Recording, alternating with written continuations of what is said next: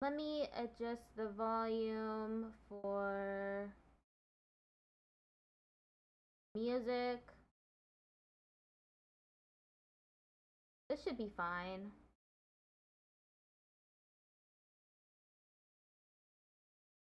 Okay, so God, it doesn't feel like it just doesn't feel like Thursday to me. It feels like Wednesday. I've been out of sorts today because of it. Because of feeling like today is a completely different day. Day when I don't stream. Okay, so we're going to be doing Platinum Steno class 30 for the 60 words per minute and 100 words per minute class number 20. Let me unhide. Good. Everything is looking good on my end. And let's start the class. I'll be going until around, I think I had it at 6:30 because each class is about an hour long.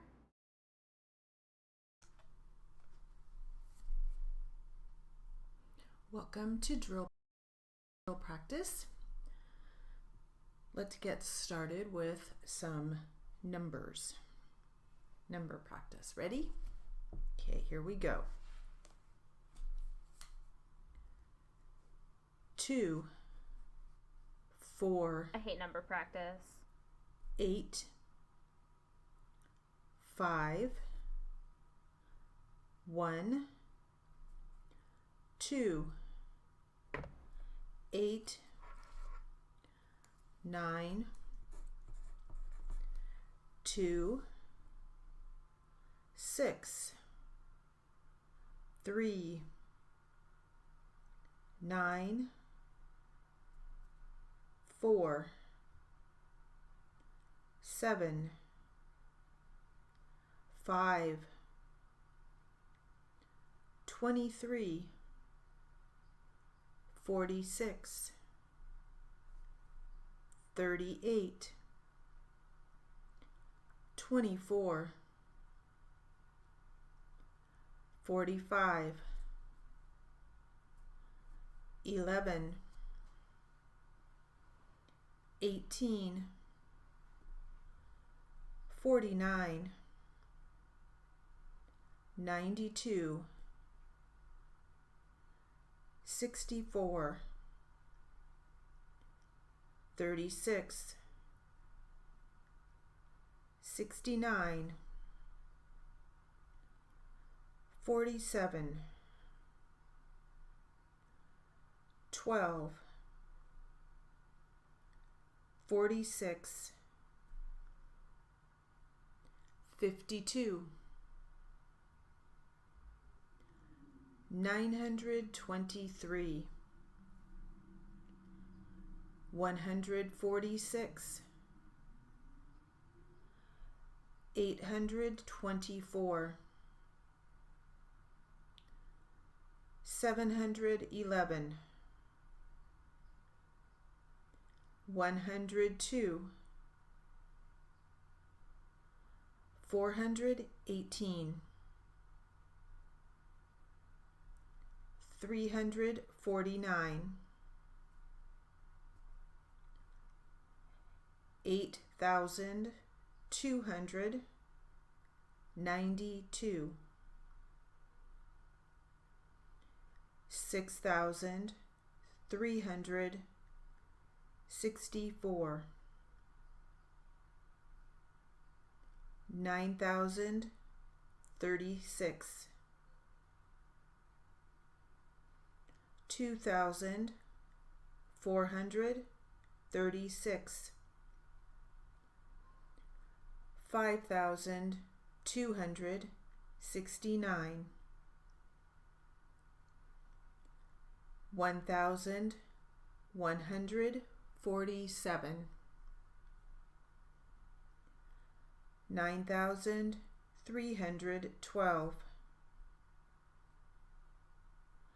6,156, 46, 4,752. It's like that's the end of that number practice.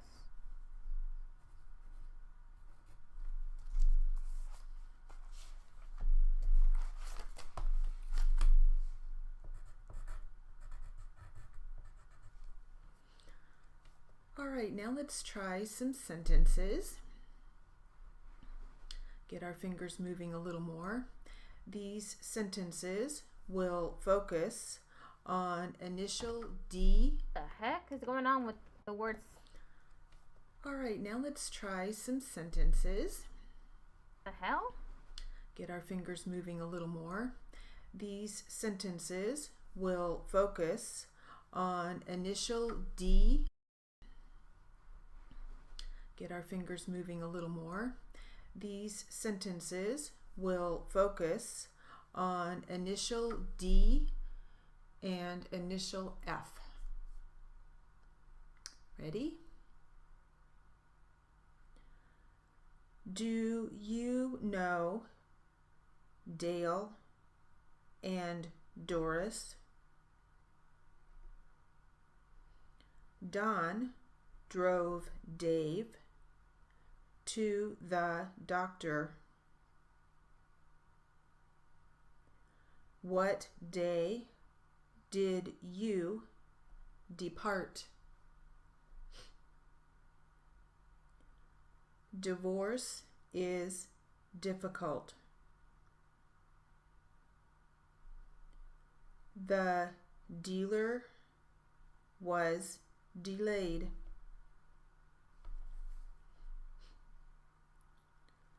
Flo and Fran are friends. The fall was fatal. Frida failed to find the file. Phil was found to be a fraud.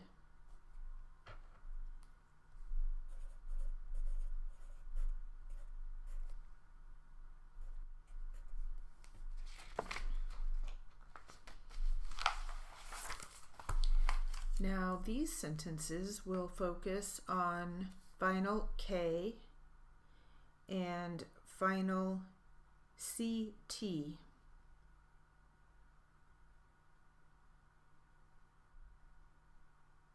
Okay.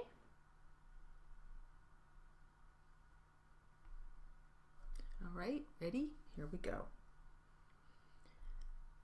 Dick picked the lock. We took a walk on the deck. Rick kicked in the front door. Nick is too sick to talk. How did you react to all this? Reflect.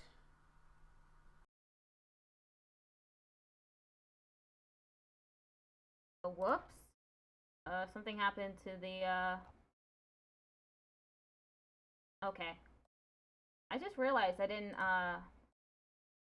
don't have the suggestion thing or the lookup thing on my screen. Huh. Wonder why everything was behind OBS. Do not reject the facts.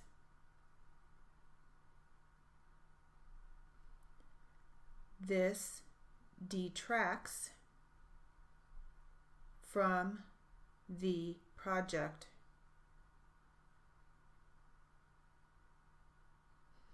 How does this act impact you?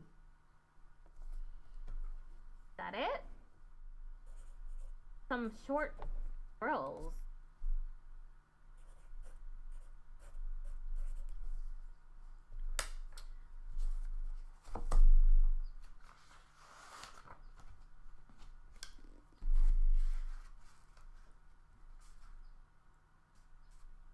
All right, let's go get back to our wish list book. See if some of these things. Let's go get back to our wish list book. See if some of these things might be things you're wishing for. Ready? See if some of these things might be things you're wishing for. Ready? Be a mentor. Visit a new museum each month. Play the course at Pebble Beach. Ride a glider.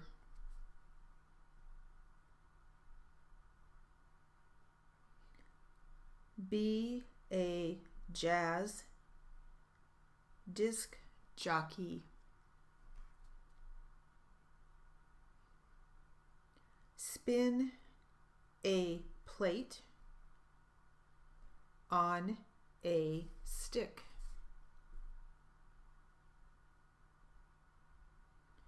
Set a record in the sport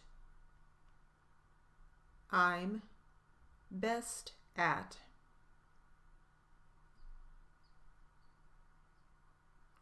And with that, we will conclude our drill practice. Thank you. Okay. Let me go through this, pick stuff up a little bit.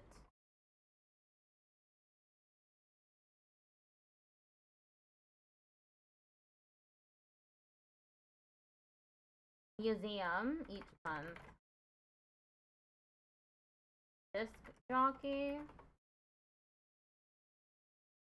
Okay, yeah, I spelled it correct.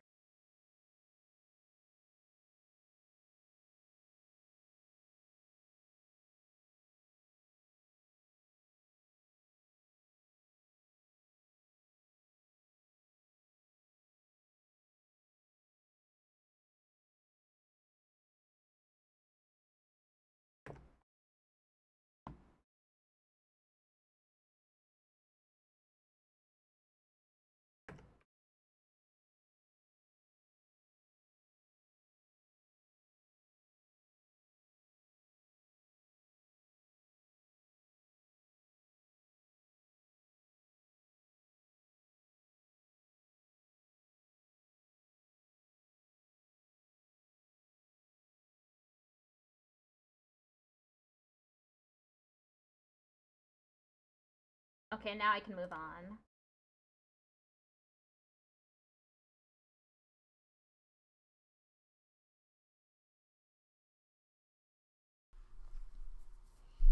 Welcome to jury charge and literary practice. Let's get started with this jury charge. Ready? In criminal cases, the people are considered the plaintiffs. Before a trial, a person charged with a crime is given an opportunity to enter a plea. It is the people, not an individual, who is bringing forth the action. The people are the individuals who are represented by an attorney. An attorney appointed by the state is chosen as a representative of the state at the trial. The people bring forth the suit, but it is up to the jury to decide the guilt or innocence of the party who has been charged. The jury will make the decision whether the person is guilty beyond all reasonable doubt. The jury may decide that the individual is innocent beyond all reasonable doubt. The attorneys who represent the state in all criminal cases must present enough evidence to convince the jury of the person's guilt. The defendant must be shown to be guilty beyond all reasonable doubt in the case. Okay, that's our first jury charge.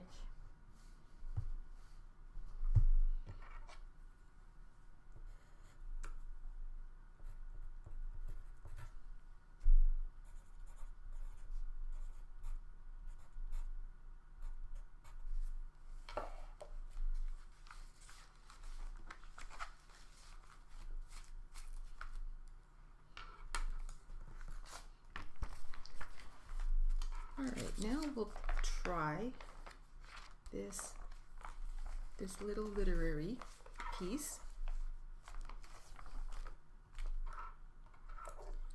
And it's called Follow the Mob.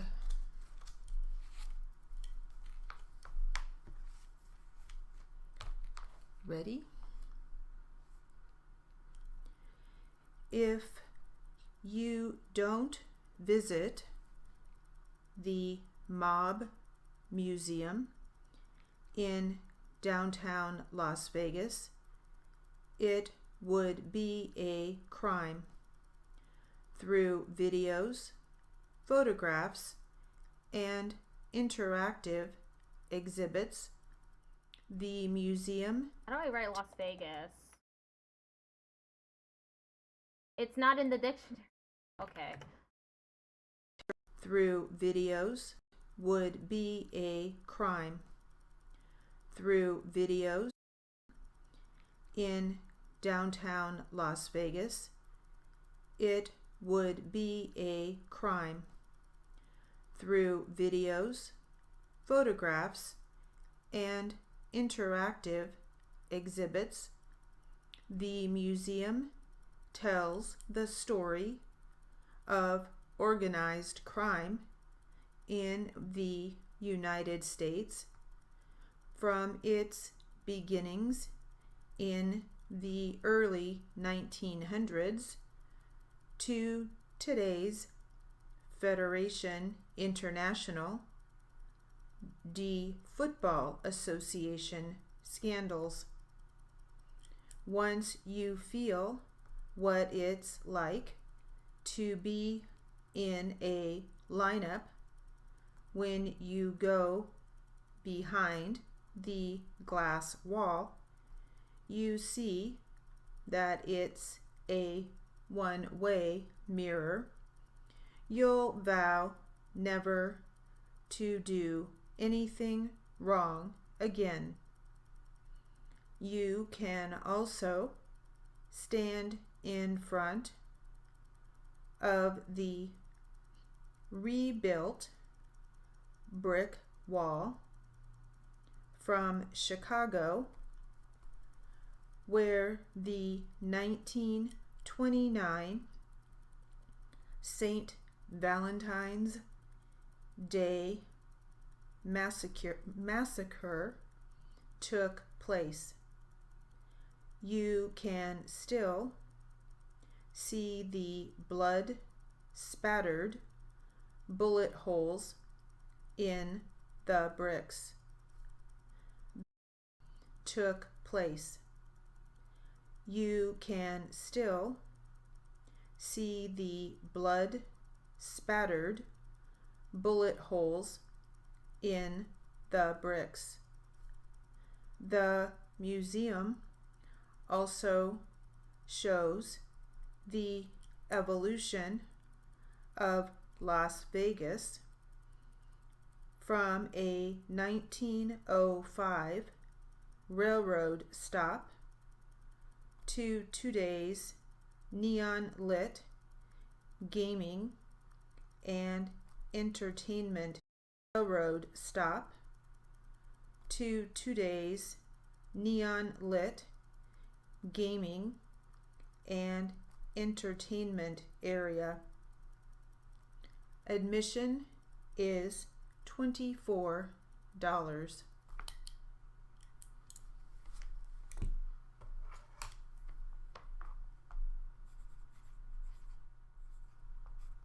I never know how to write museum correctly.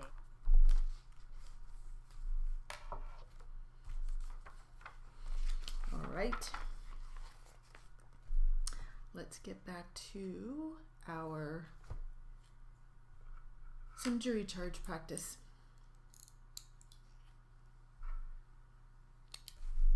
Ready?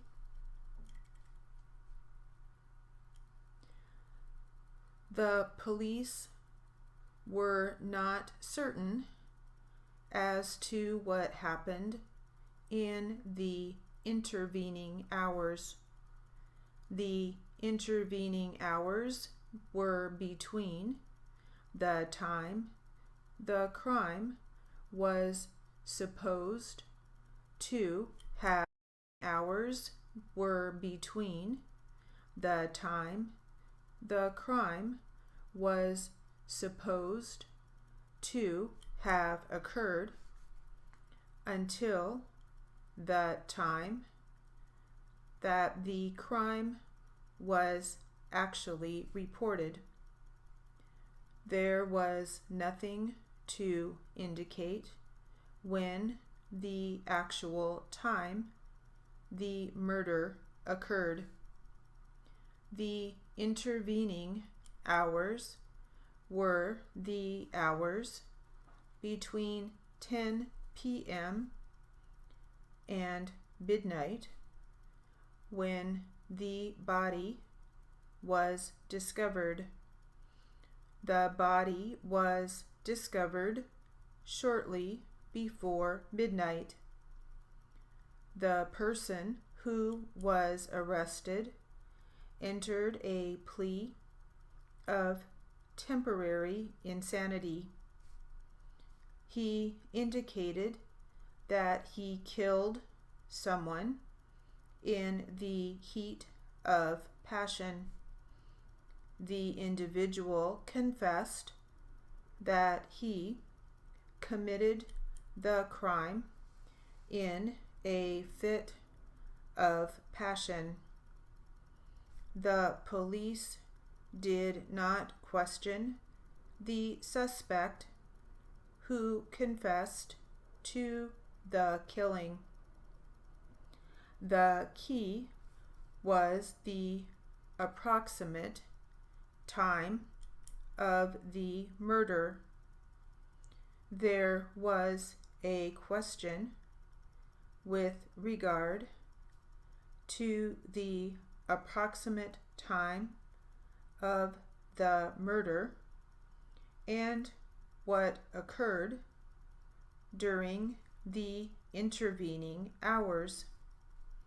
In this case, the testimony of one of the police officers was called into question by the attorney for the defendant.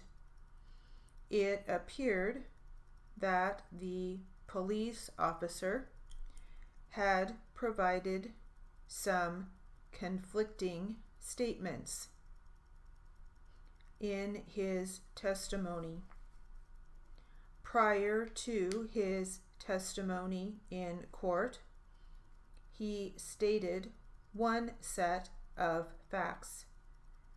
In the court testimony, he stated another set of facts. We're halfway through jury charge and literary.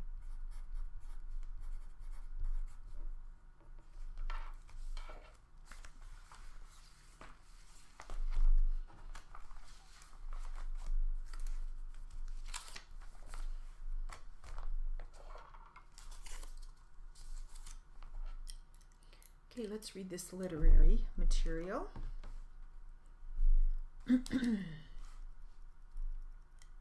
It's called Bear Buddy.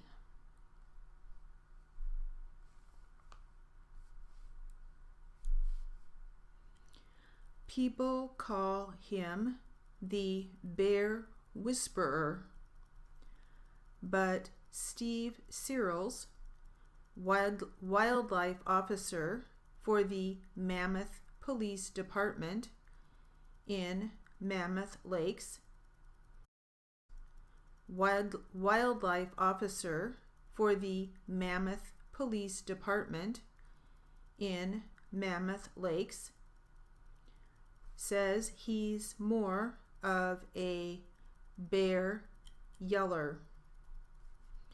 He reveals how humans and black bears live in harmony in the mountain town. Years ago, the community wasn't storing its trash in a bear-proof way, so the town became overrun with bears. We could kill the bears or act responsibly. We chose the latter. Now we keep solid waste and trash contained. We tell everyone, clean out your cars. Don't offer handouts. If a bear is caught doing something naughty, I use pepper spray, rubber bullets, beanbag rounds, flash bang devices, things that scare bears. I'm loud and obnoxious. I use my voice to command their respect. They won't repeat the behavior. They've learned I won't tolerate them showing themselves or drawing groups of people to take their pictures. The bears know me. I've known their mother and their grandmother. The black bears at this elevation eat about 4% meat in their diet per year. Our bears are truly herbivores. We humans are not on their meal plan. Use good judgment. Don't approach it not on.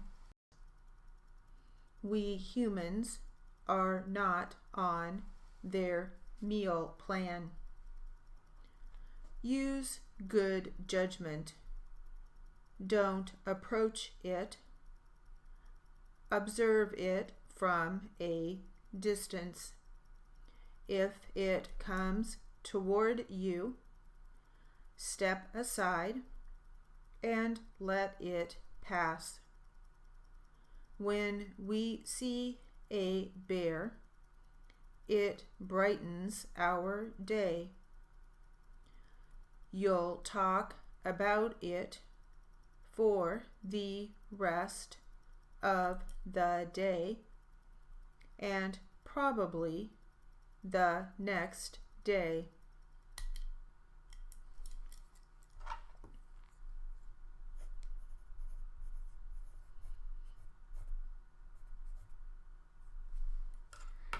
I think so. I think I would talk about I think so. I think I would talk about it forever. I don't believe I've ever seen a black bear. Or a bear, any bear. Very good. All right.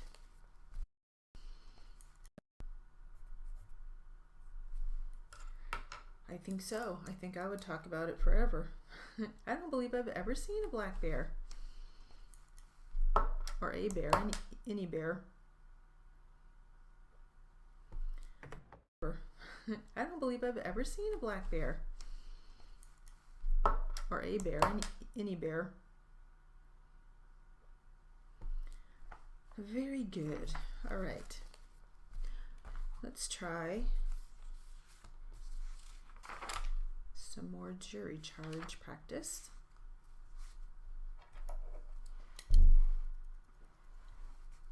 Ready?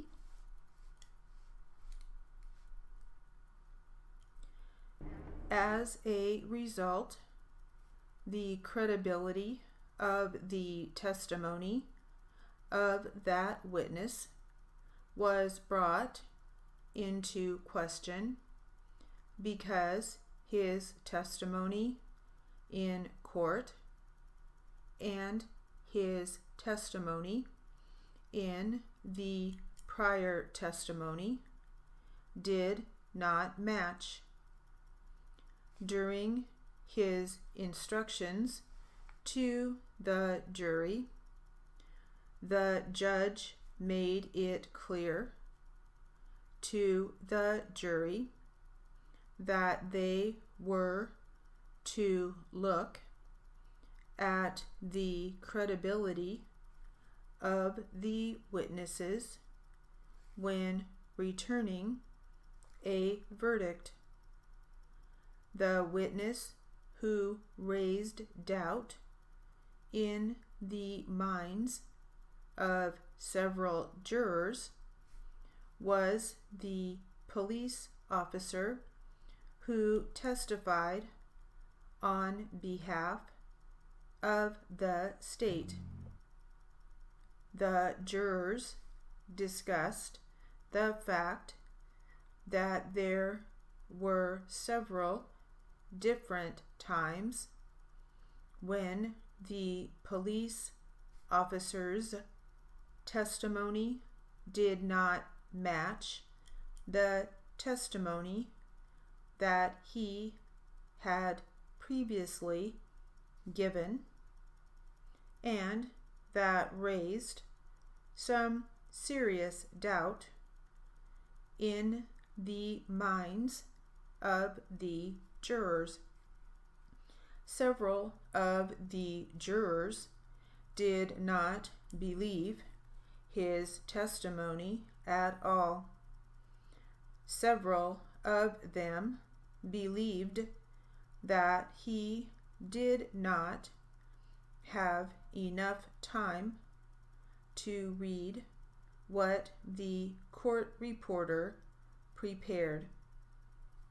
At one point, the defendant's attorney said there was not enough evidence presented by the state to convict the defendant. The judge instructed the jury members not to take a particular view of the defendant until they considered all the evidence presented on both sides. The judge instructed them to decide the case in a responsible manner. They were to look at the testimony and evidence presented on both sides before reaching any conclusions. Both sides had presented a number of good witnesses.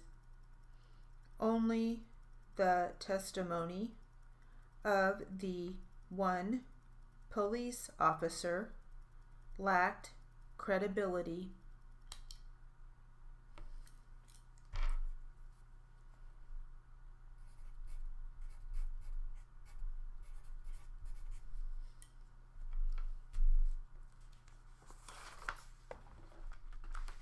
Okay, we got one thing left.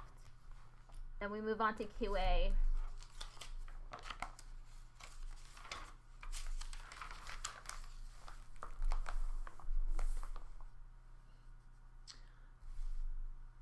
All right, we're going to start this literary material. This is called Finding Harmony.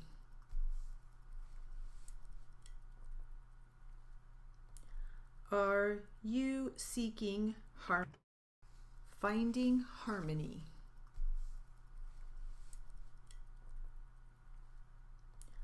Are you seeking harmony?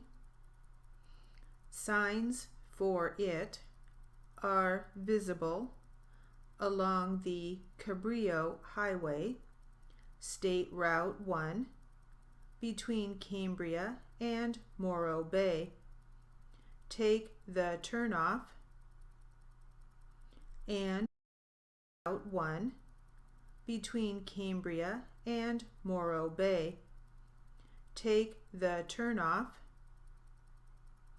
and you'll find yourself in the middle of the little 2-acre town of Harmony. Population 18. The population number, which never changes, is part of Harmony's quirky appeal. Walk down its 1-block street and you'll feel is part of Harmony's quirky appeal.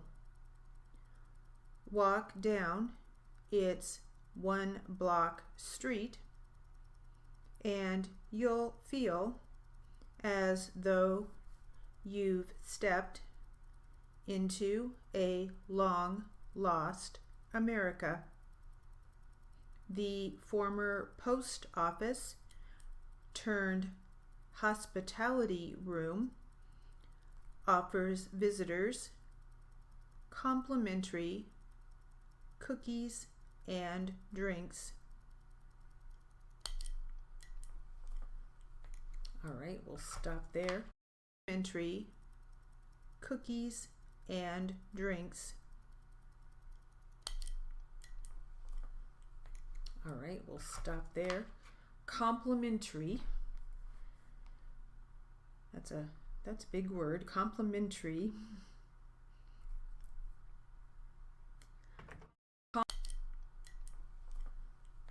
All right, we'll stop there. Complimentary. That's a big word. Complimentary. Quirky. Another one. We're expanding our vocabulary. All right, that will conclude our literary and jury charge practice. Quirky. Another one.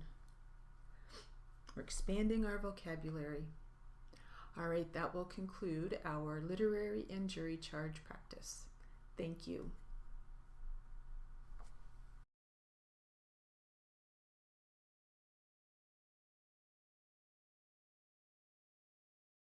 Hey!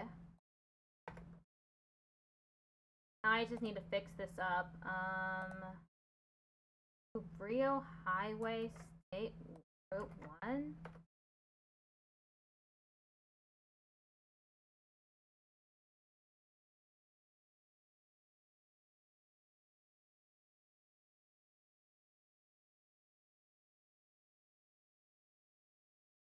Oh, okay. I see it. Wikipedia article.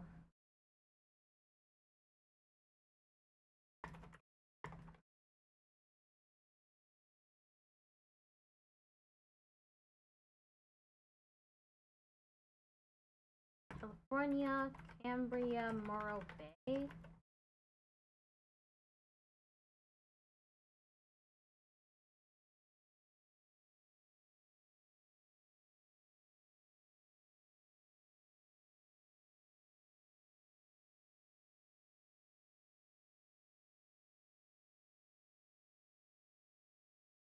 I think that's enough.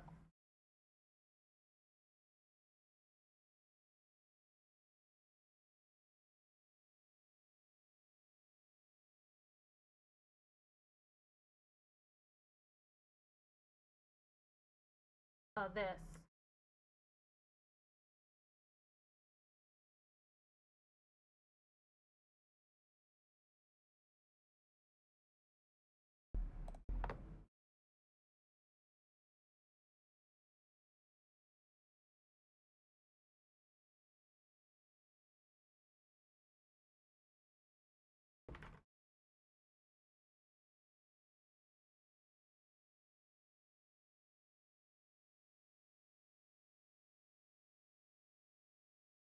Next is QA.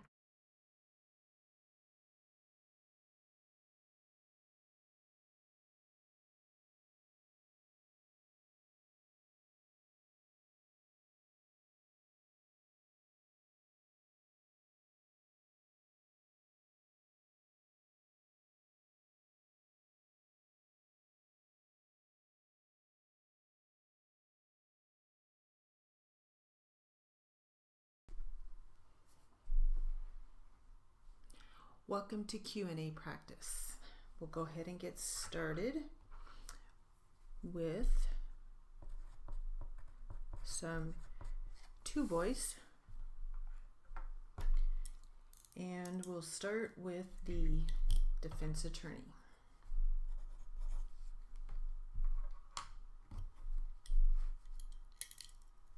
Ready?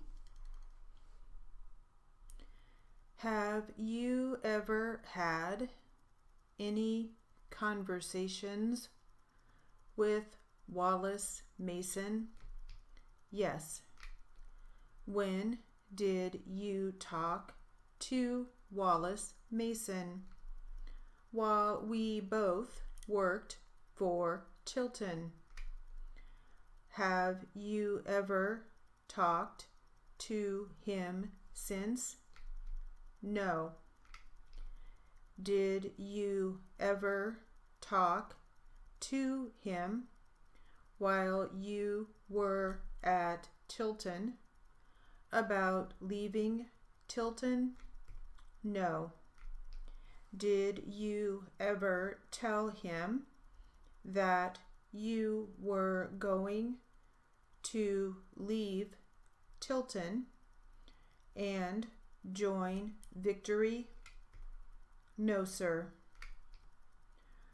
While you were at Tilton, did you ever tell anybody that you were leaving to work for Victory other than your notice? No, sir.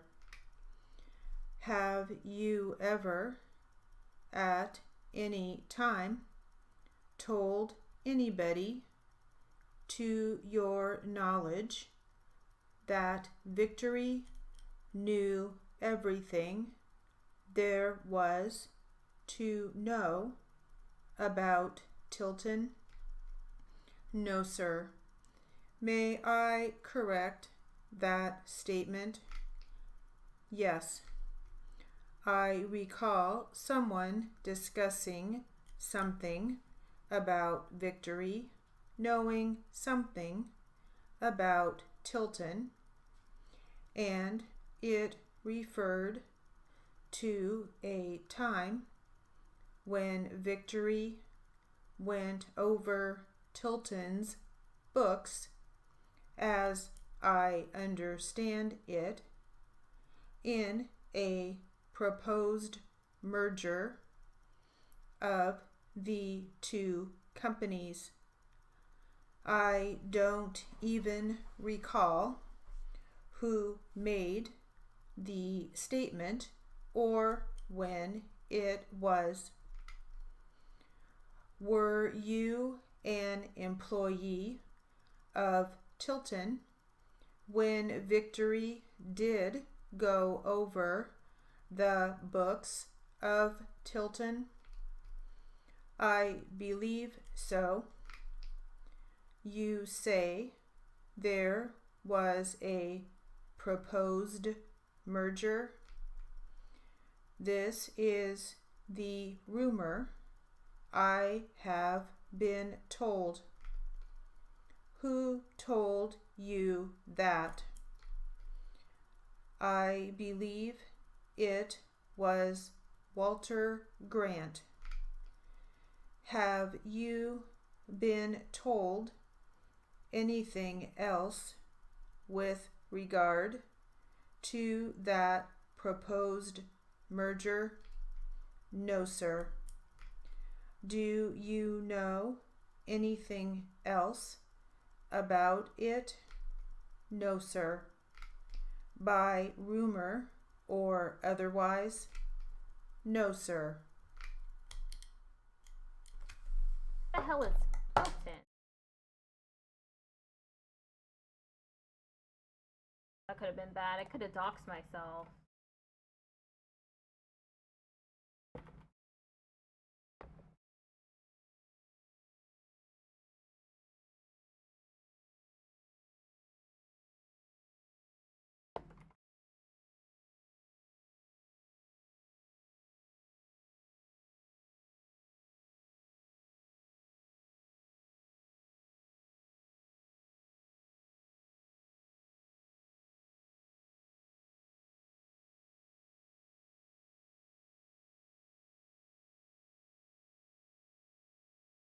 I don't know how to spell this.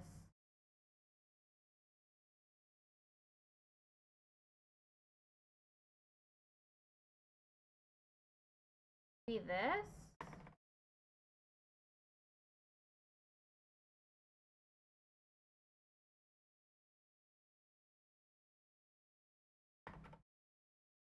How do I spell victory? Victory.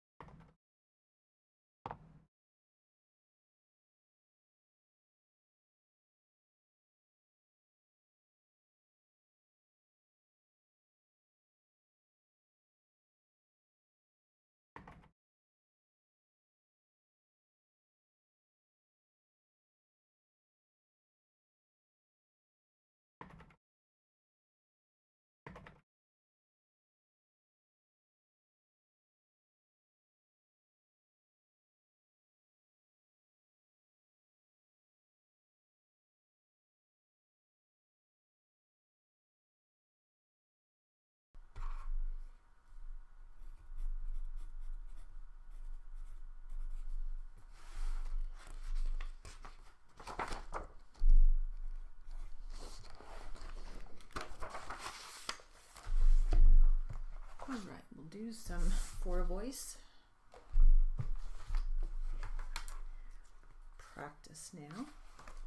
Whenever she says for voice, usually means that there's only 3 voices in the transcript instead of 4. I'm always surprised. Maybe this time it'll be 4 voice for real.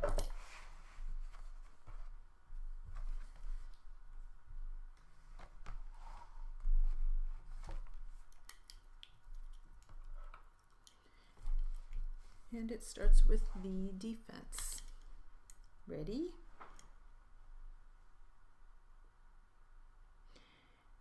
And her name when you met and married her was Lori. Is that correct? Yeah. Lynn, Lori. Would you give me your educational background, please? I completed 8th grade. Where? In South Carolina. Hannah, South Carolina. Since completing, I completed 8th grade. Where? In South Carolina. Hannah, South Carolina. Since completing the 8th grade, have you had any other formal education, attended any trade schools or professional training?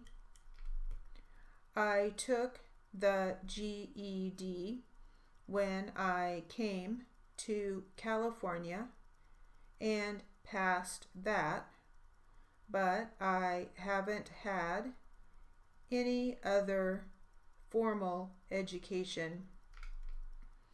Have you been convicted of any felonies? I think this accident was a felony. Is that the only felony? Yeah. All right. Mr. Saul, the proceeding we've just begun here is called a deposition. Have you ever had your deposition taken before? Not like this.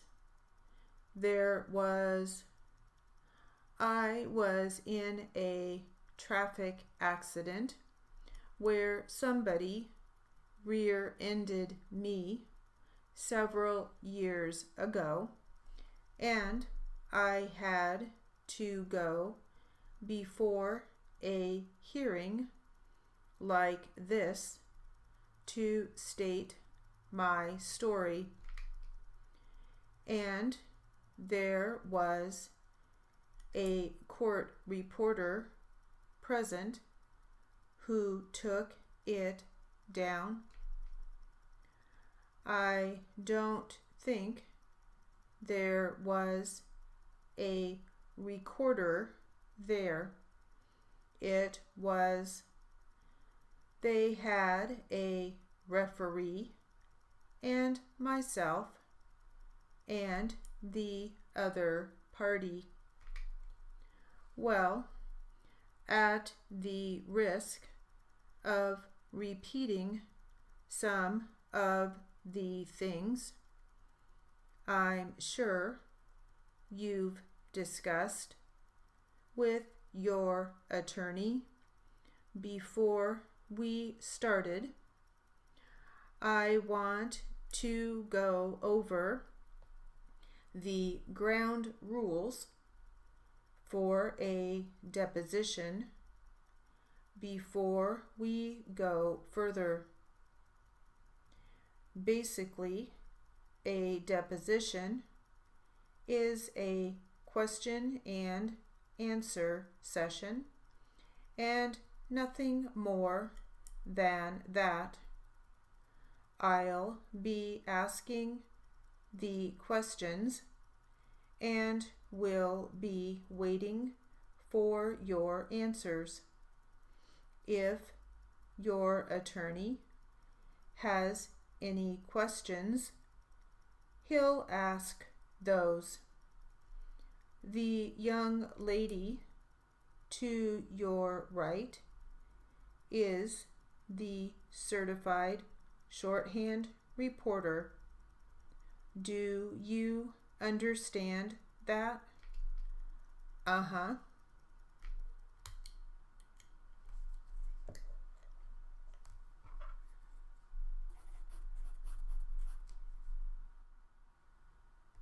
At the end?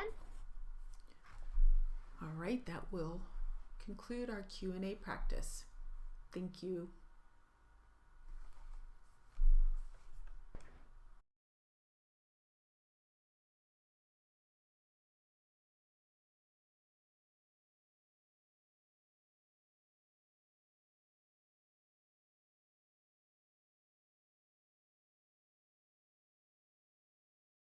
And Lori? I don't know why it came out as Lorio. Anna, South Carolina.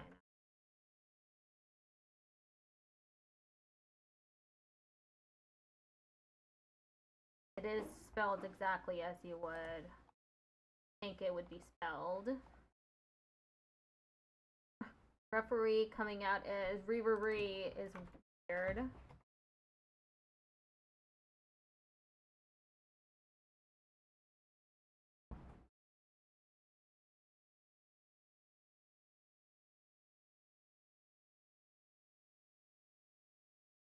Okay.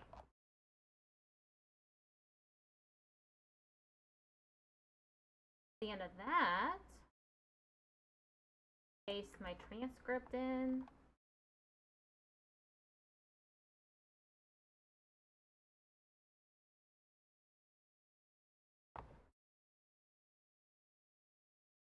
Next, we're going to do the test.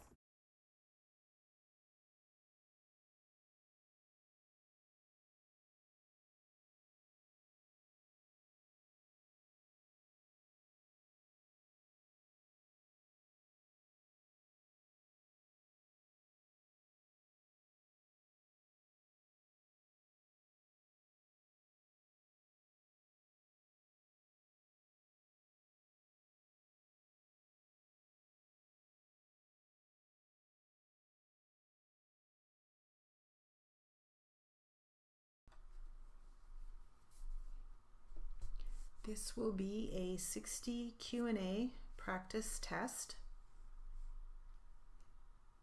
Plaintiff attorney, Mr. Wilson, capital W-I-L-S-O-N.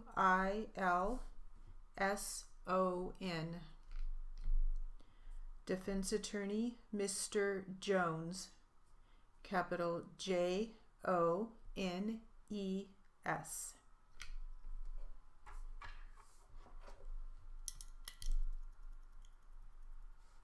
And we'll start with the plaintiff.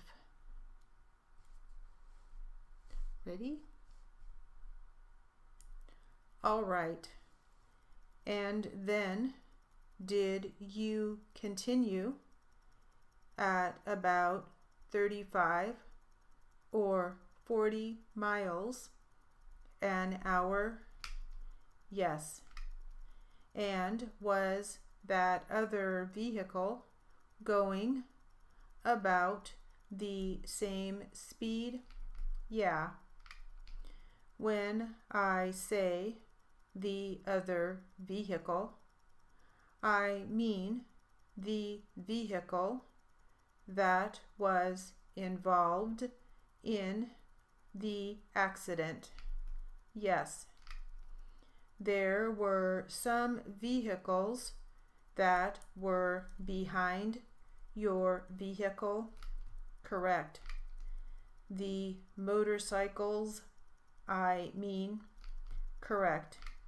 And you have here in your statement, here they were traveling about your speed, a safe distance behind, and they weren't tailgating. Is that right? Yes. Okay. You have in here distance behind, and they weren't tailgating. Is that right? Yes. Okay. You have in here that these cyclists did not appear to be riding recklessly. Is that are you speaking of the person that got in the accident, or are you talking about all the rest of them? Let's make sure that we are clear. As you were headed westbound on Main, yes, I'm still back. All right. Okay. So, of those motorcycle riders were back. All right. Okay. So, of those motorcycle riders, were any of those motorcycle riders driving in any way that you felt was reckless? Absolutely. What were they doing? They were just, first of all, they were passing me on both sides of the car at the same time. Okay. They were going out over the double line. Okay. And they were passing sometimes in twos. Okay. And threes. So you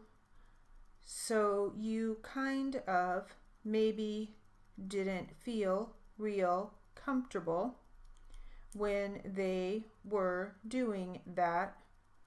Is that right? Oh gosh, no. Okay, so then that group of motorcyclists passed. Is that right? Yes, but they, like I said, they kept coming, and there were more. Okay, doing the same thing. All right. And just now you said there was a difference between the guy who was involved in the accident as opposed to those. Do you recall that?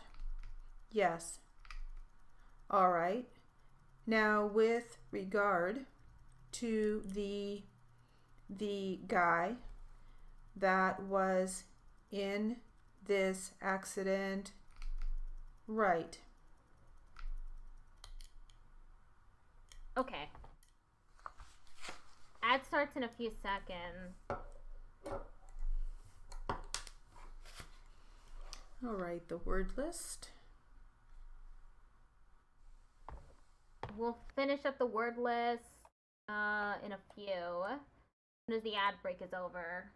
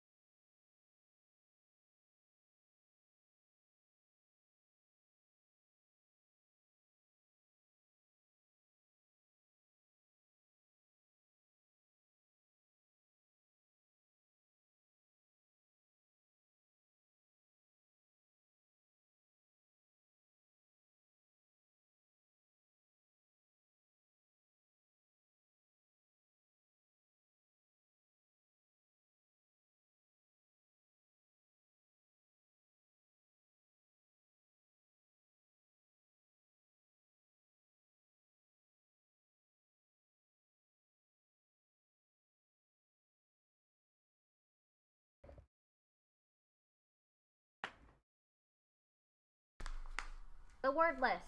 Main, capital M-A-I-N.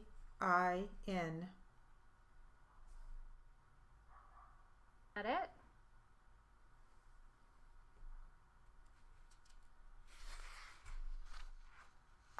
I think so. Looks like that was it. Let me just double check here. All right, that's it for the word list. And that will conclude our 6D Q&A practice test.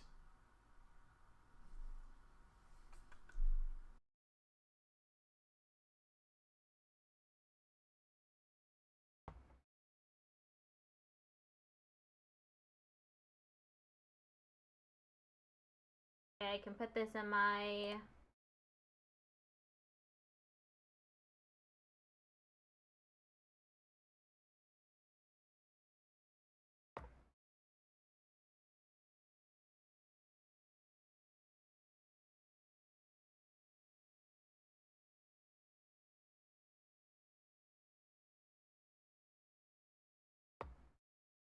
next is the tip.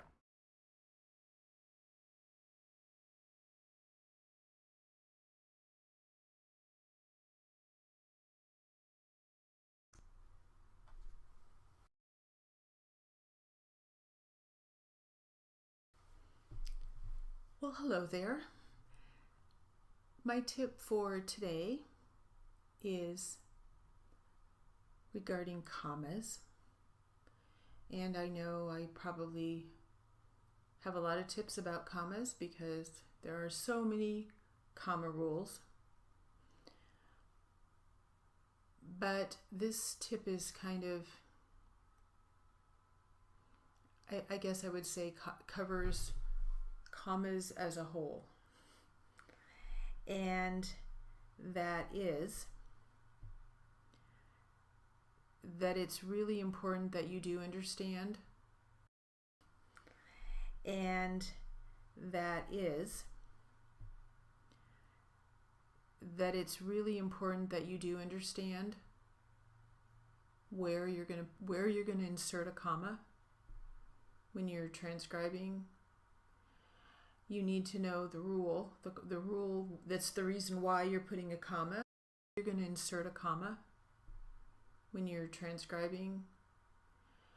You need to know the rule, the rule that's the reason why you're putting a comma in a certain place. Transcribing. You need to know the rule, the rule that's the reason why you're putting a comma in a certain place. Because where you put a comma isn't based on how someone spoke. Sometimes people pause when they're speaking, and that seems like, oh, there should be a comma there. But someone spoke. Sometimes people pause when they're speaking, and that seems like, oh, there should be a comma there. But no, there's a rule, and if the comma is supposed to go there, there's a rule. Speaking, and that seems like, oh, there should be a comma there. But no, there's a rule, and if the comma is supposed to go there, there's a rule. It's not, you don't put the comma there just because the person paused. But no, there's a rule, and if the comma is supposed to go there, there's a rule. It's not, you don't put the comma there just because the person paused. And I know it's very, very easy. If the comma is supposed to go there, there's a rule. It's not, you don't put the comma there just because the person paused. And I know it's very, very easy. Just because the comma is supposed to go there, there's a rule. It's not, you don't put the comma there just because the person paused. And I know it's very, very easy, and you really want to do that. I completely. It's not, you don't put the comma there just because the person paused. And I know it's very, very easy, and you really want to do that. I completely understand it. There just because the person paused. And I know it's very, very easy, and you really want to do that. I completely understand it. But A comma does not go somewhere just because somebody paused when they spoke. I completely understand it, but a comma does not go somewhere just because somebody paused when they spoke. I hope that makes sense. Thank you.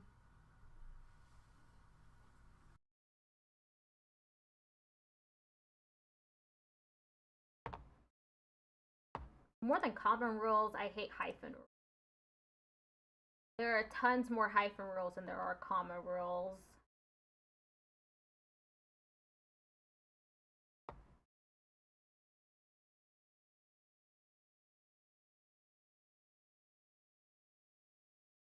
Almost done with the 60 words per minute class. I have like a week. After this, it's 4 more classes.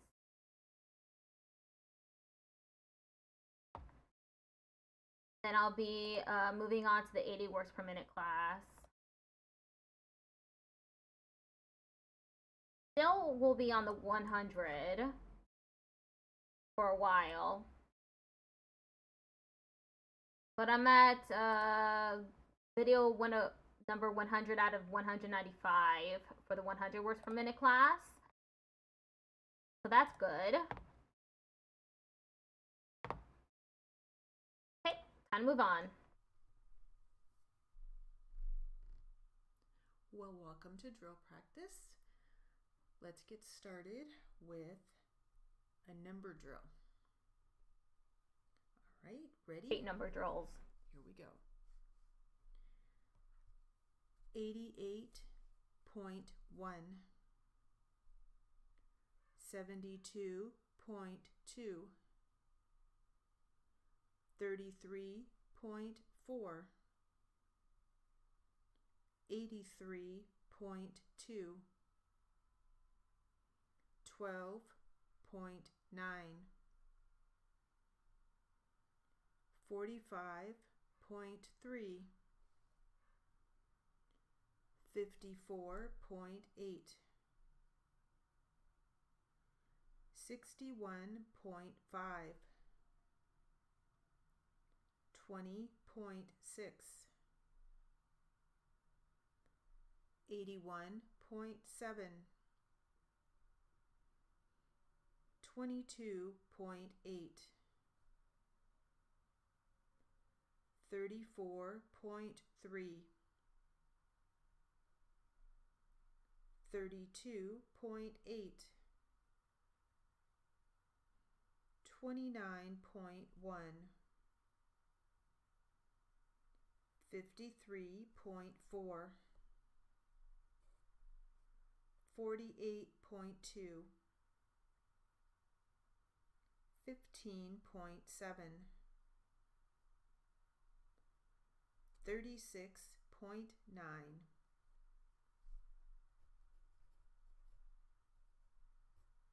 Is that it? Guess that's it.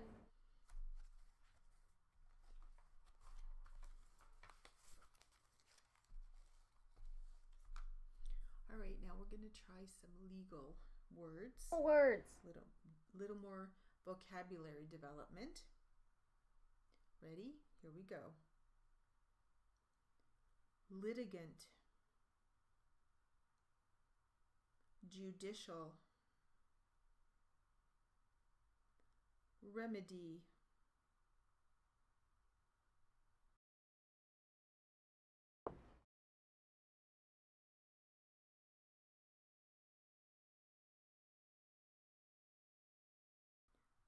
fugitive, custodian, underwriter,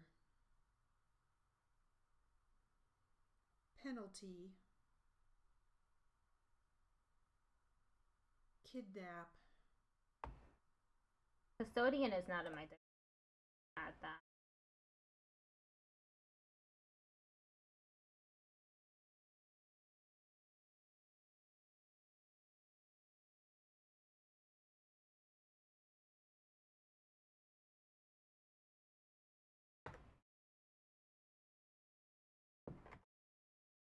custodial isn't in there either.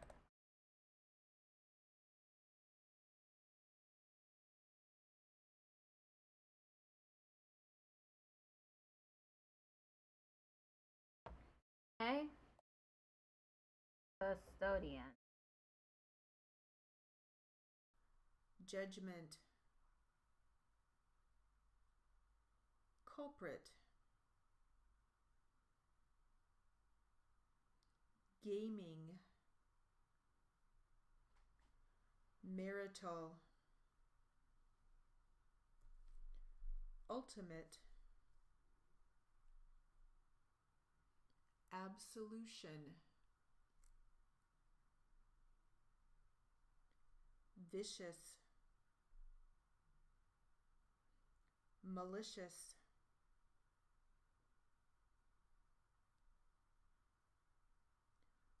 Convict. Informant. Township. Hearsay. Namely. Sanction. Plaintiff. Mediate. Recoup. Willful.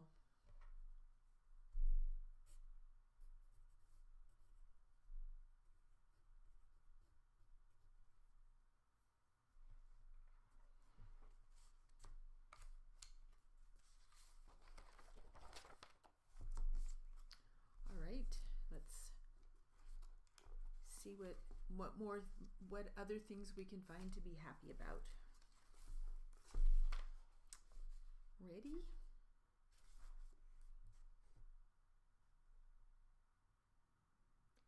Picnic groves. Staten Island. Clear nail polish. The structure of things. A thermos lunch.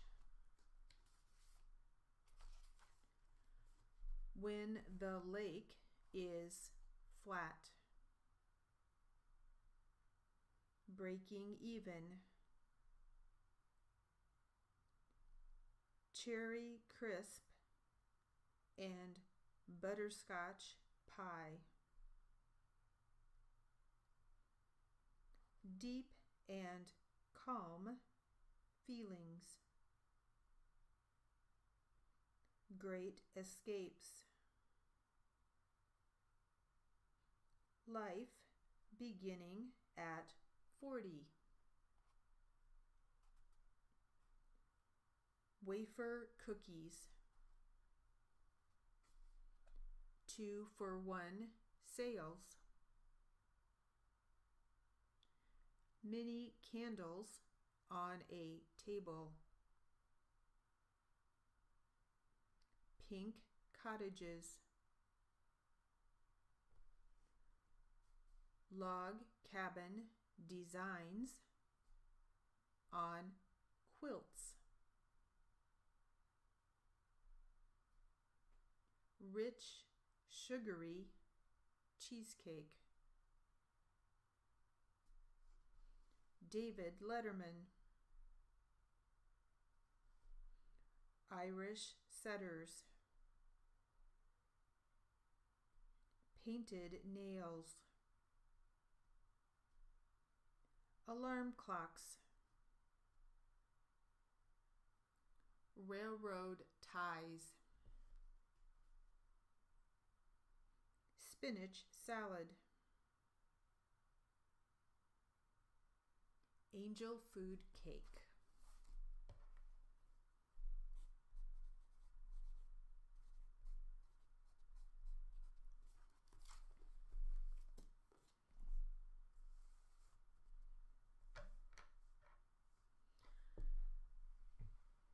All right, let's try some more legal words. Ready? Release, addict, reasonable,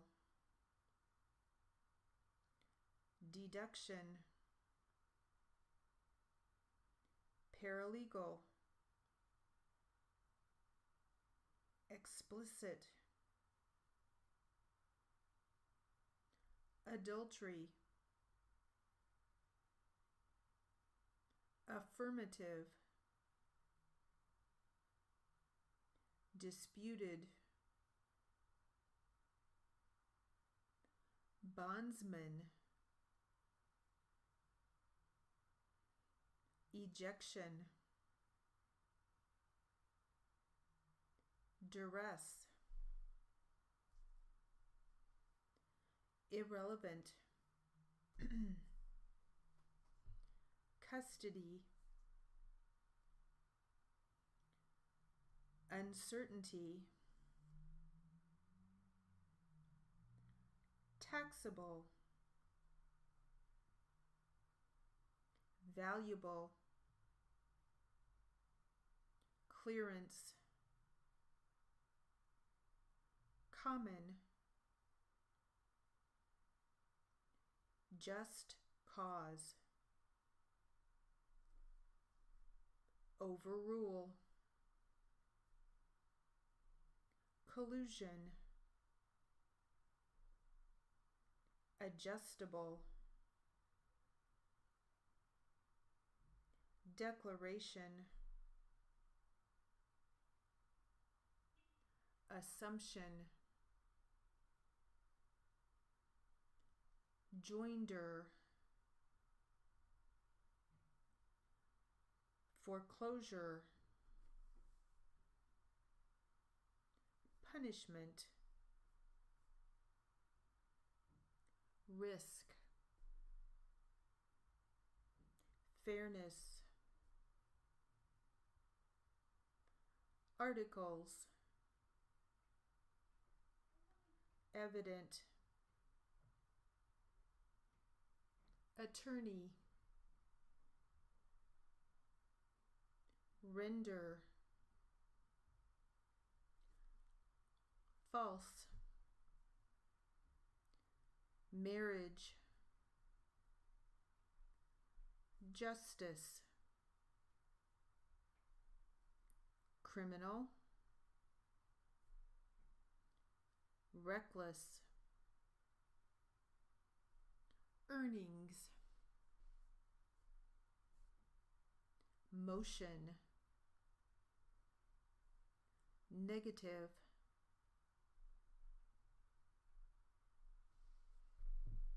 all right, that will conclude our drill practice.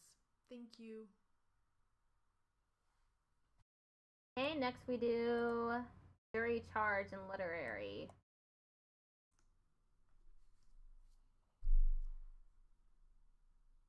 Welcome to literary and jury charge practice. Let's get started with some jury charge.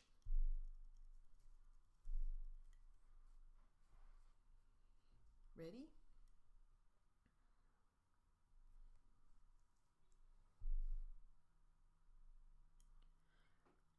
To attest to his position, the district attorney said that there was an affidavit filed long before the United States had any presence in the area.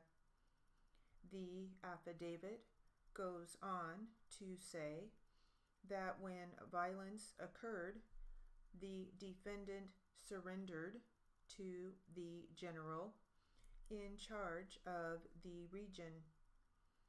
He was not involved in any fighting that took place against the United States. During the period in which any fighting occurred, he was not present. The defendant said that the affidavit does not allege that the defendant played any part in bringing about the violence that would occur. Okay, I did pretty well for that one. I just fucked up with United States. A little warm up there.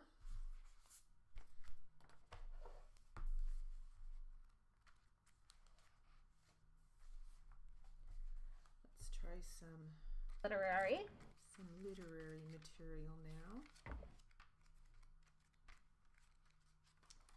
And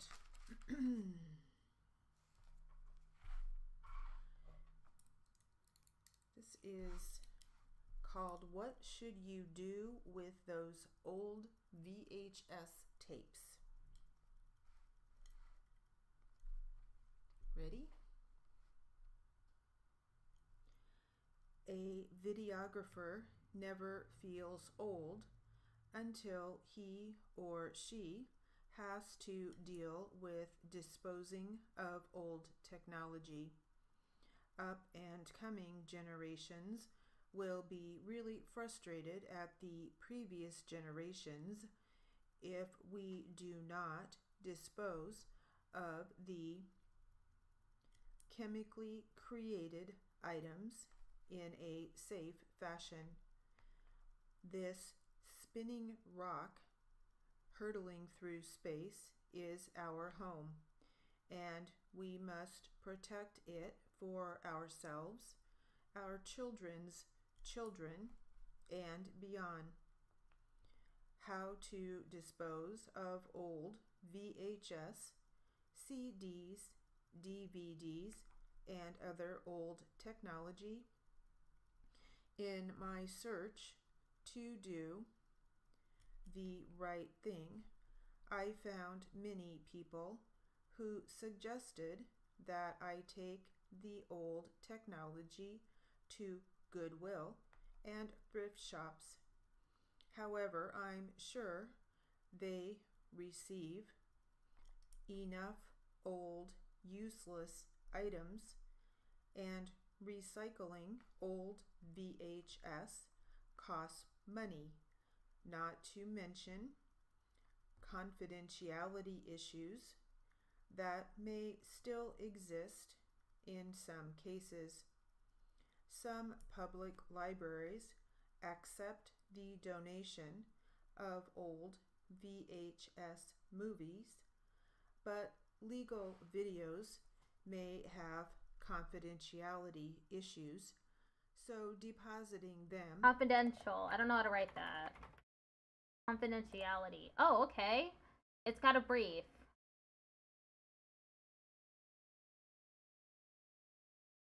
At a library isn't keeping with our standards of practice.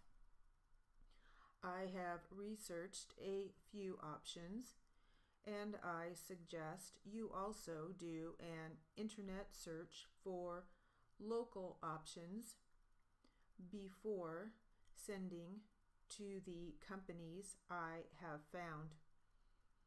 Thinking green and taking care of the environment costs money. I like to think of it as an investment in my great-great-grandchild's well-being.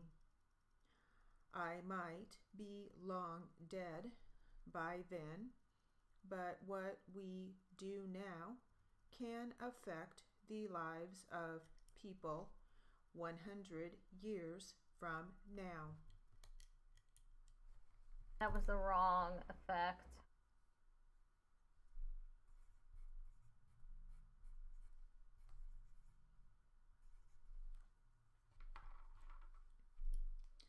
I have to say I have a whole lot of VHS tapes that I need to figure out, and not necessarily legal, just legal, recordings, but just movies and that kind of thing. So this is an interesting article, helpful. All right, let's get back to some jury charge practice.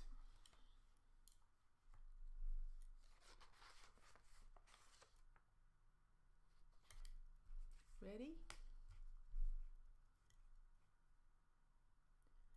In this case, the judge had a meeting with the attorneys to discuss the way that the defendant was acting in court. In this meeting, the judge discussed with the attorneys whether the defendant was getting adequate representation. The bailiff has a responsible position in the courtroom.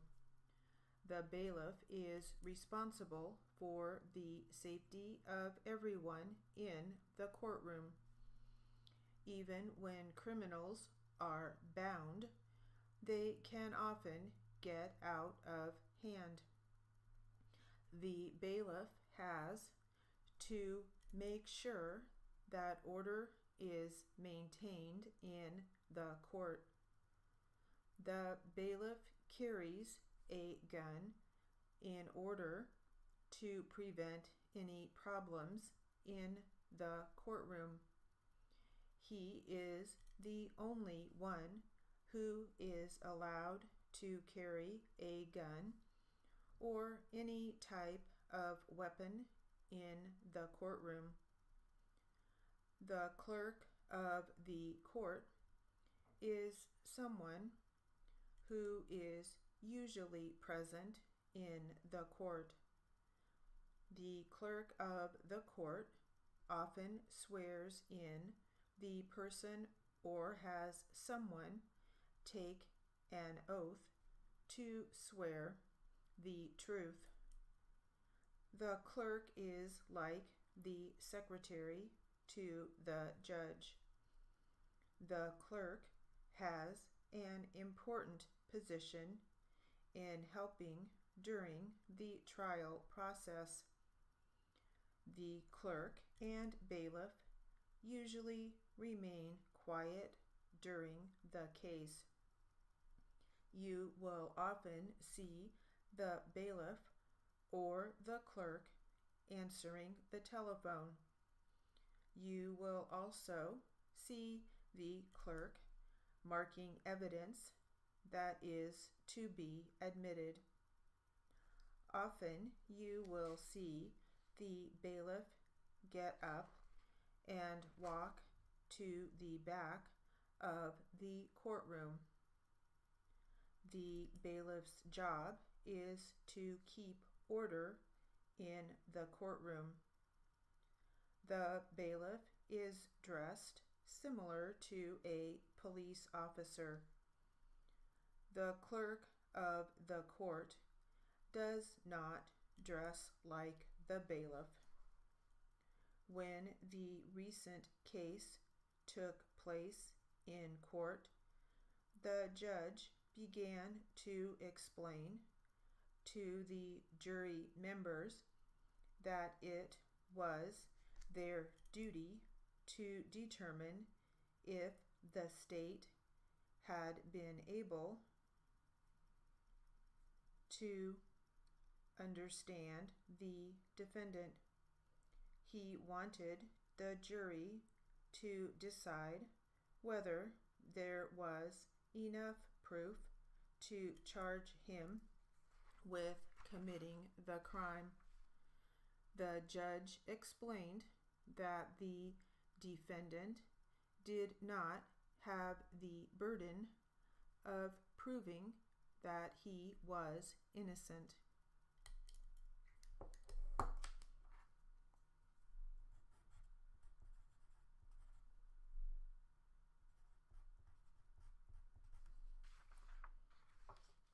Sometimes I get mixed up, like with the word often there, I got mixed up. And similar. All right, I don't think we had any words that were too challenging in there. We had bailiff,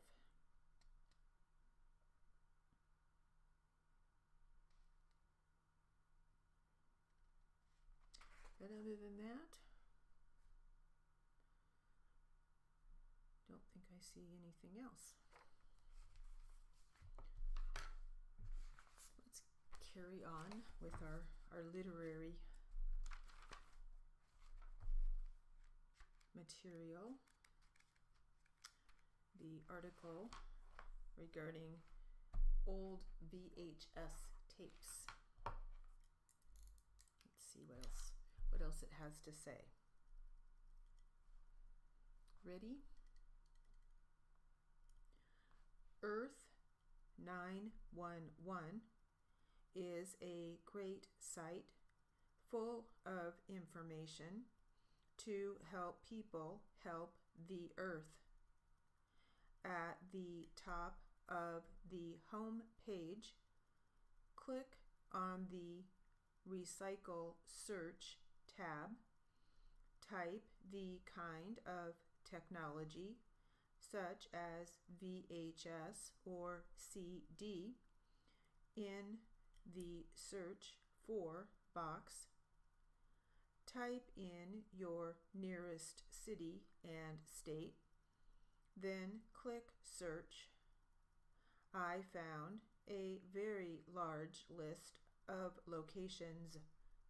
However, there is no detail on whether or not the locations that pop up charge for dropping off VHS, VCRs, CDs, DVDs, etc.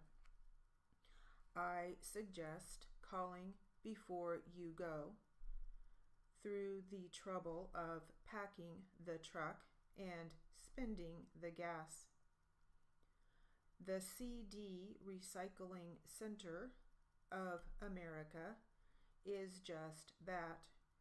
They receive CDs and DVDs and the packaging they come in.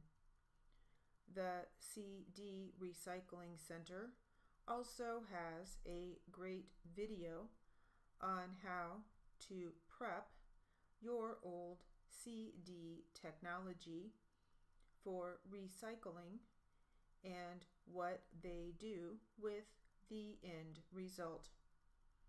It looks as though they do not have fees for sending in your old technology, which is most likely due to how they process the technology and make their income by selling the reconstituted product. I got reconstituted first try. Reconstituted. Yeah. Reconstituted.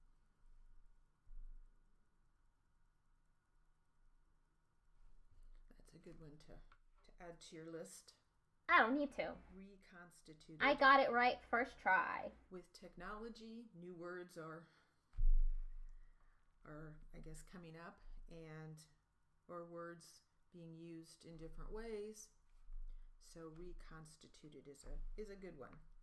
Good vocabulary development. Let's get back to some charge practice.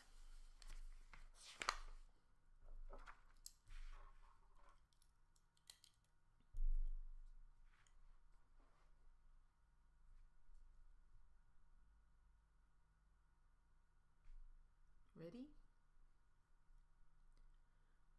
The burden of proof was the burden for the other side. In the United States, the burden of proof is never on the defendant. In many places, the burden of proof is on the accused. The judge explained all this to the jury in the court. He wanted to make sure that the jury did not think that the defendant was the one who had the burden of proof. Often, people who have never been on a jury before think that the defendant has to prove that he or she is not guilty. The burden is on the other side. The defendant was being accused of being involved in a robbery, even though he was charged with the crime. The judge said he was not guilty until the evidence proved to the jury beyond a reasonable doubt that the defendant was guilty. The jury then found him to be guilty. The judge further explained that the decision as to whether the defendant is guilty or not guilty of a crime is not his decision. The decision is left to the jury. The only time that the decision as to innocence or guilt is made by the judge is when there is no jury present. The judge may decide that reasonable people could not have reached the same decision. When there is no jury, the judge decides both the matters of law and the matters of fact. We got time for one more, and then we move on to Q&A. I messed up with this over here. It's supposed to be who had. I thought I had that as a brief, but I don't.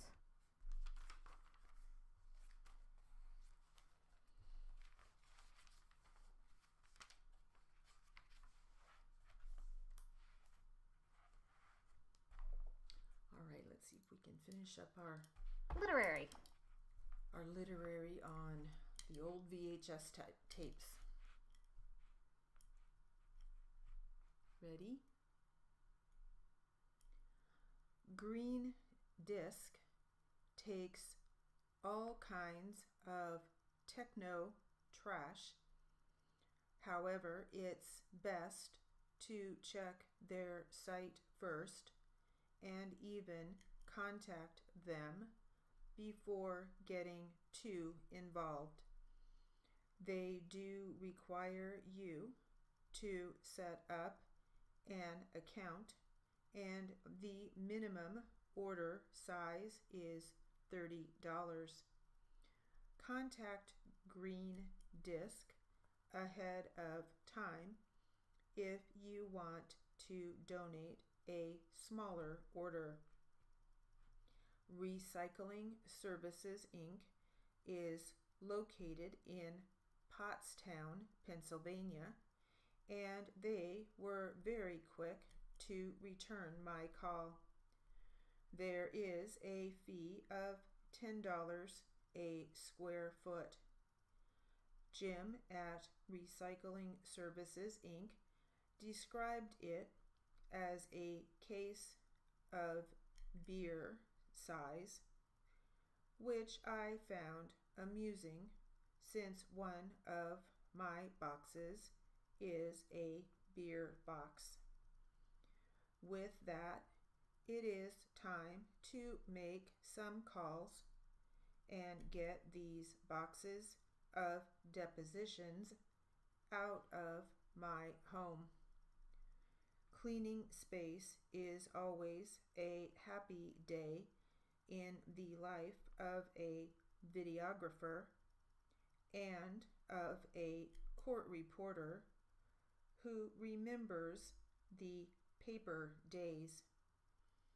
Maybe this year's cleanup open more space in your homes.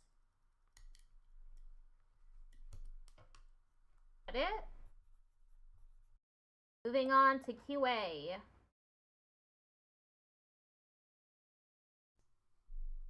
Tough.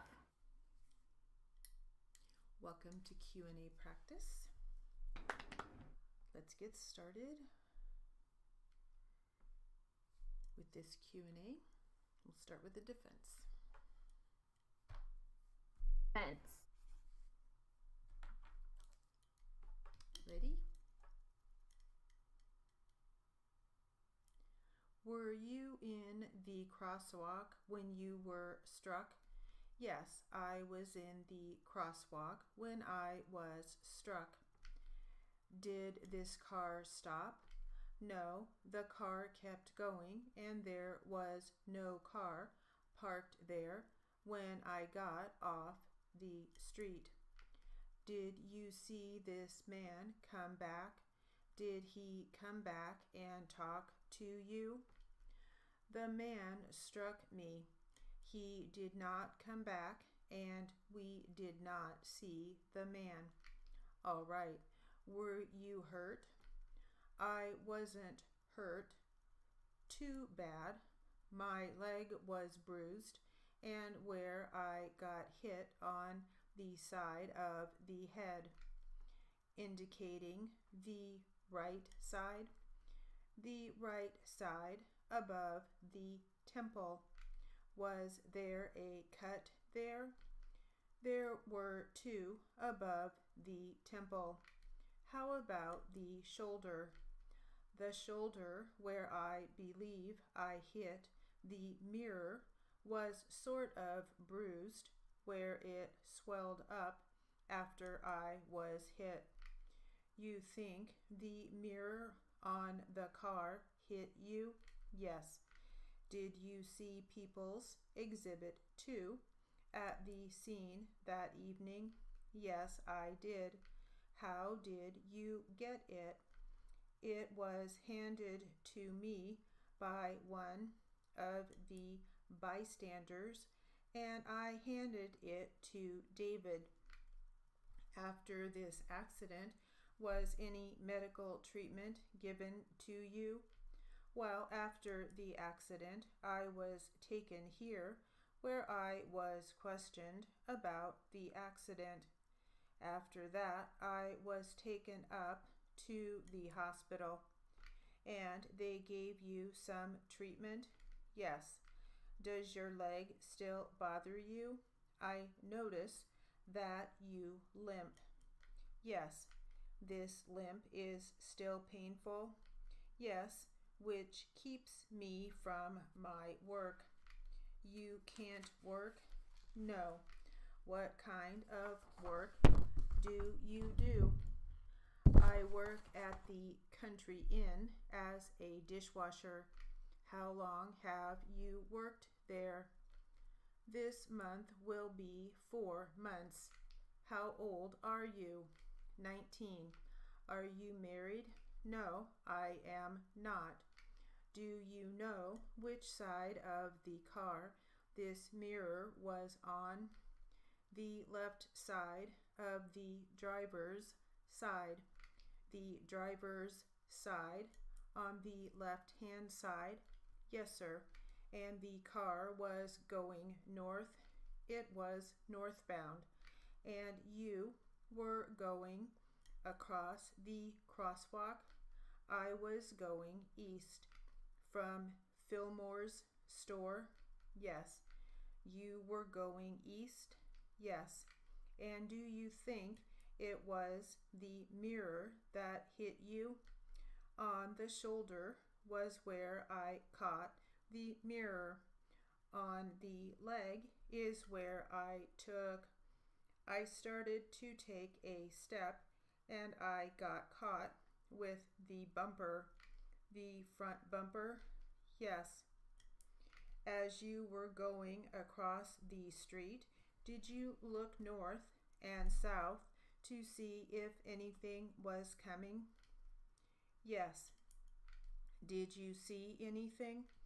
I couldn't tell whether this car was coming fast or not because of the bright lights that were on the car. But you saw it coming? Yes, I was walking. I think the front bumper hit my leg. How do you know? When I started to take a step, the bumper caught me just above my ankle. Did the impact of the car knock you westerly or easterly? It knocked me toward the north. Woo! I'm getting so much better at this. I'm getting a whole lot more down than I was before. Ain't that something? All right, let's work on our transcript.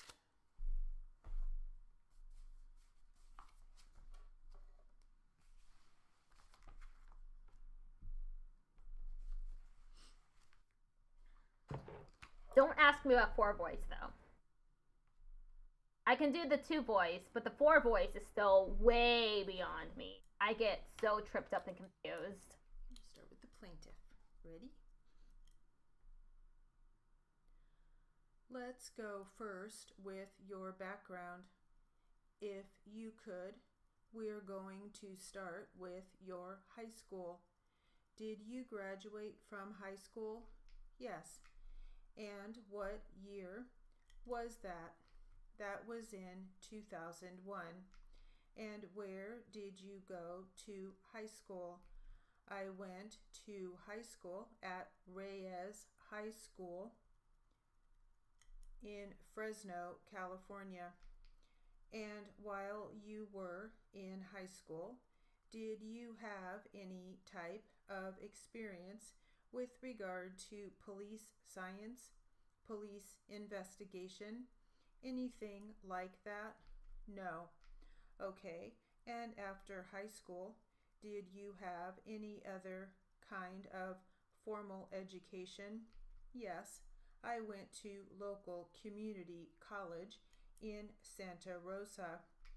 What was the name of that college? Called Canyon College. Okay, and that's located in Santa Rosa, California. And what year did you enter? I entered in spring of 2001. And no, fall of 2001. Sorry. Okay, and how long did you go to Canyon College? For 3 years. And did you end then? According to my notes, it would be around 2004. Correct. Did you achieve any kind of certificate, degree, or anything like that? No. And how many units did you accomplish? I'm not sure. Can you give me an estimate? I don't have the estimate. It's whatever is required to transfer. Oh, okay. Did you transfer? Yes, because you figured out my next question. Correct.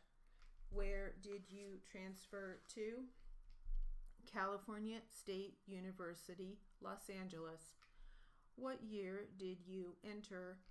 That would have been in 2004, the beginning of 2004. Okay, and how long did you attend there?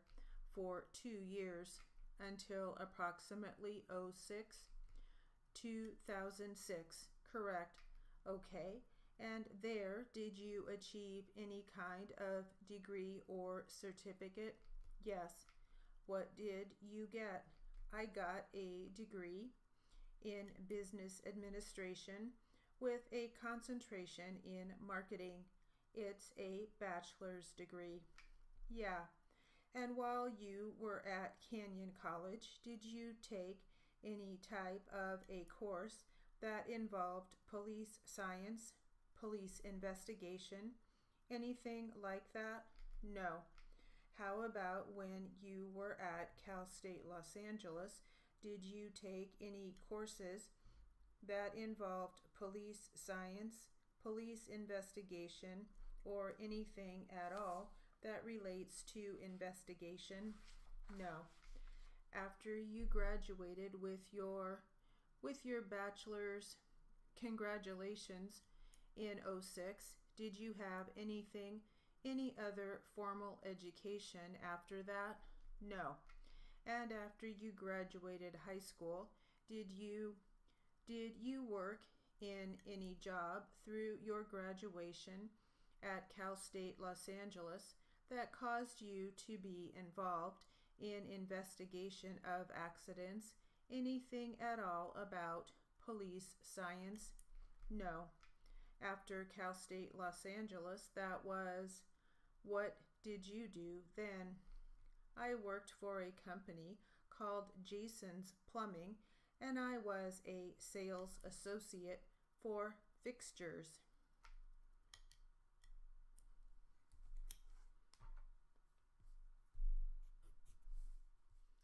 All right. Okay, I didn't do as well on that one, but that's because there were a lot of words I had to capitalize. Whenever that happens, I slow down a lot. Okay, let's do the test.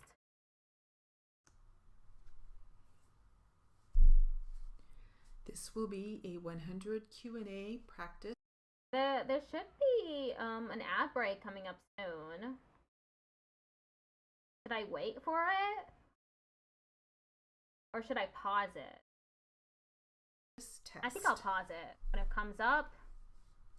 Plaintiff attorney, Mr. Simpson, capital SIMPSON.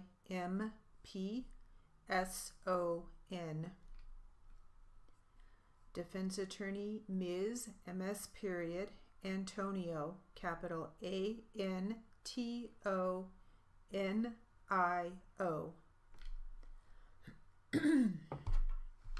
I drank all of my water.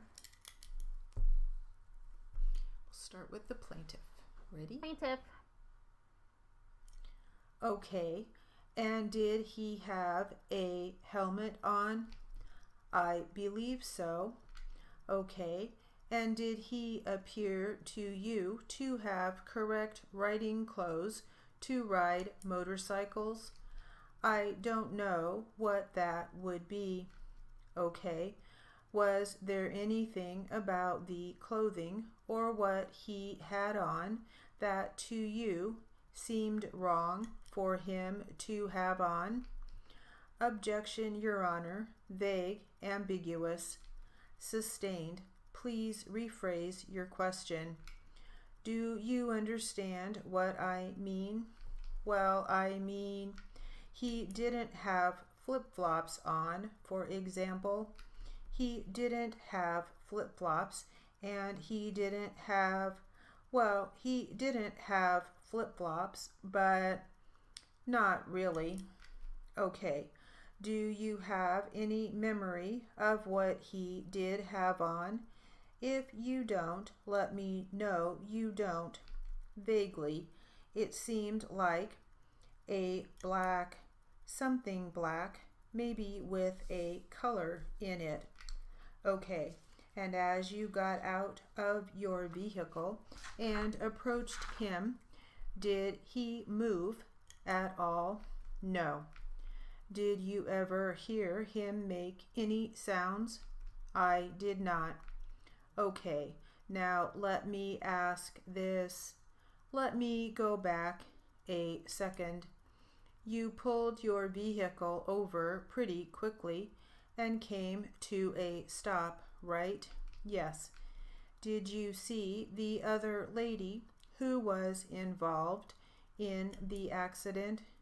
Did she stay right there at the scene? No. Where did she go? She continued her left-hand turn. And then where did she go? if you know. I don't know. She went down a something, a road.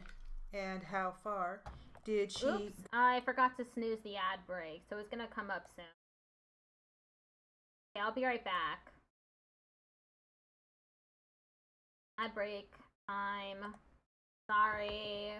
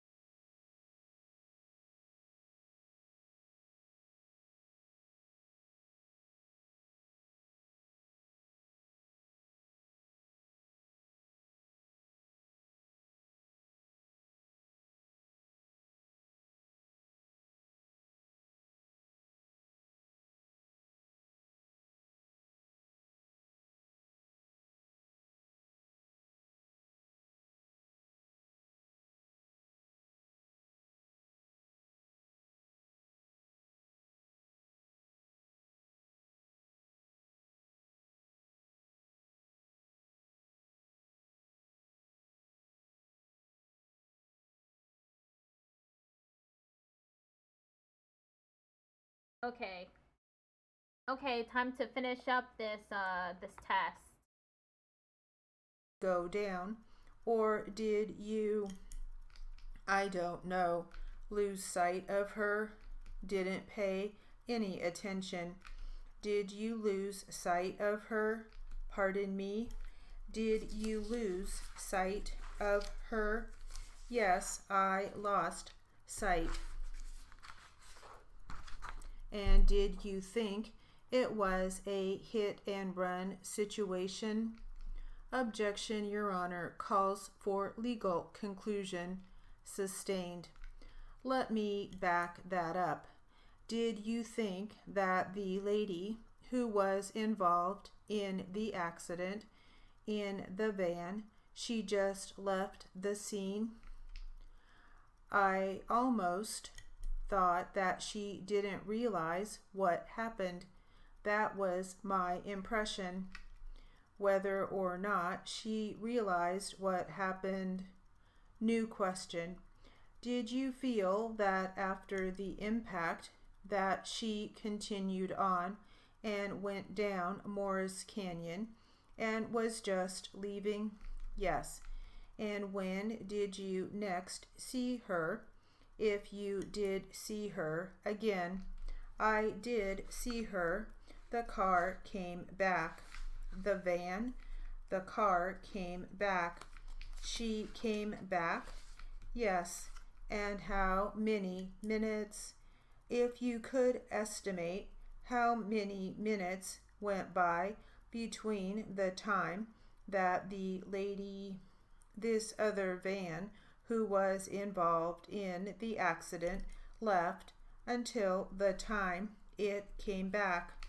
Oh, between 5 and 10 minutes, 3 and 5 minutes. You give me an estimate. This will be an estimate. Maybe 5. Okay. And when she came back, did she come back with anyone else in the van? Don't know. Did you see what she did with the van, where she parked it? No. And when she came back, did she get out of the van? I don't know. Ugh. Wow, I really, I apologize for not snoozing the ad break. I'm done.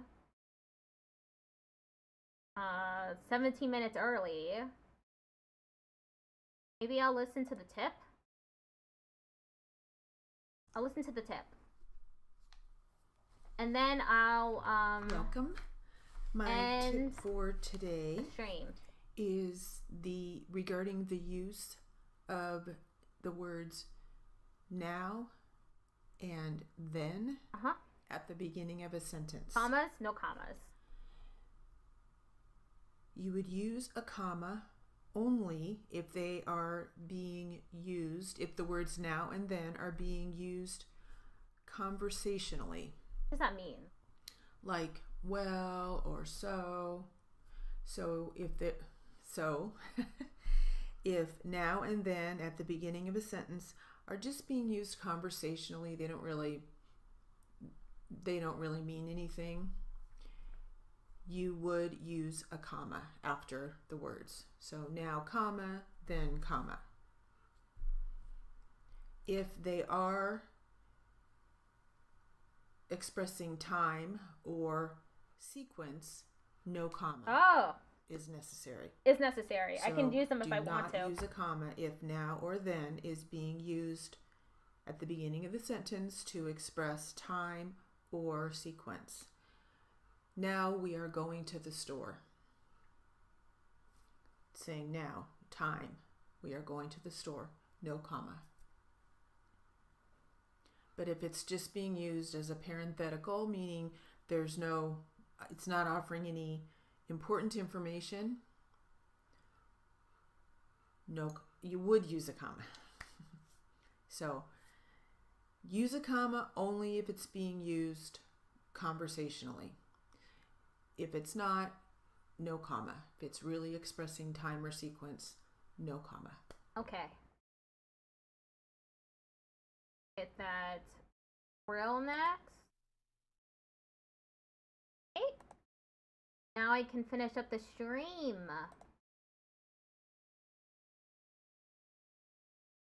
Okay.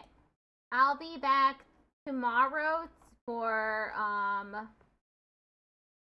I'm gonna be playing Cuphead for an hour for a raid-a-thon. Just for an hour. No Yakuza Kiwami tomorrow.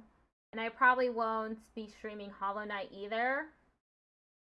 Maybe. It depends on how I'm feeling. I'm finding that I'm not really a huge fan of roguelikes. I just don't like backtracking. Having to backtrack because I forget things. And seeing the same things over and over and over again and having to defeat the same enemies over and over and over again, really, it's really boring to me. So I'll see how I'm feeling. I kind of do want to finish Hollow Knight, but it is what it is, you know, if I don't end up finishing it.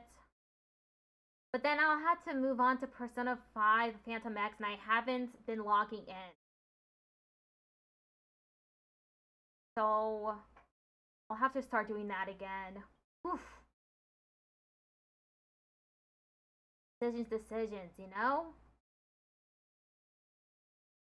Okay. So I'll be back tomorrow for probably Cuphead for an hour. Goodbye, everyone.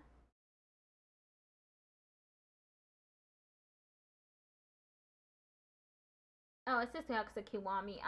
It's not supposed to be Yakuza Kiwami. Not supposed to.